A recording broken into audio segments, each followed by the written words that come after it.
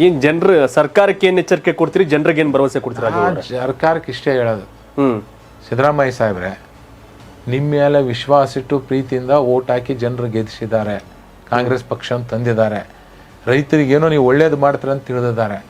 ಈ ಥರ ಮೋಸ ಮಾಡಿದ್ರು ನೀವು ಕಣ್ಣು ಮುಚ್ಕೊಂಡು ಕುಂದ್ರಕ್ಕೆ ಹೋಗ್ಬಾರ್ದು. ಯಾಕಂದ್ರೆ ಏನಾಗ್ತದೆ, ಹೌದ್ರಿ ತೆಲಂಗಾಣಕ್ಕೆ ಯಾವ ಪ್ರೀತಿಯಿಂದ ನೀರು ಬಿಟ್ರಿ?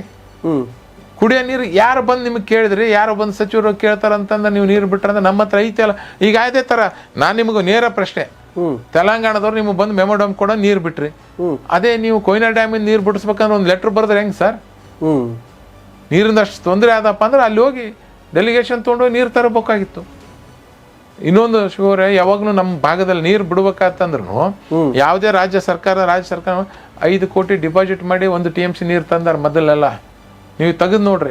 ಹಂಗಾರೆ ಇವ್ರು ನಮ್ಗೆ ಹೆಚ್ಚು ಕಮ್ಮಿ 50 ಕೋಟಿ ರೂಪಾಯಿ ಡೆಪಾಸಿಟ್ ಇಡಬೇಕಾದ್ರೆ ತೆಲಂಗಾಣ ಬಿಟ್ಬಿಟ್ರು. ತೆಲಂಗಾಣಕ್ಕೆ ಇವ್ರು ನೀರು ಬಿಟ್ಟು ಯಾರೇನು CM ಗಮನದಾಗಿಲ್ಲ, ಇರಿಗೇಷನ್ ಸಚಿವರು ಅಧಿಕಾರಿಗಳೆಲ್ಲ ಸಸ್ಪೆಂಡ್ ಮಾಡ್ಬೇಕಲ್ಲ. ಹಂಗಾರೆ ಮತ್ತೆ ಹೆಂಗ್ ಮಾಡ್ತಾರೆ? ನೀರು ಬಿಟ್ಟವ್ರಲ್ಲ, ಸಚಿವರೇ ಬಿಡು ಅಂತ ಹೇಳಿದಾಗ ಅವ್ರು ಹೆಂಗೆ ಸಸ್ಪೆಂಡ್ ಮಾಡ್ತಾರೆ? ಲೆಟರ್ ಎಲ್ಲಿದೆ?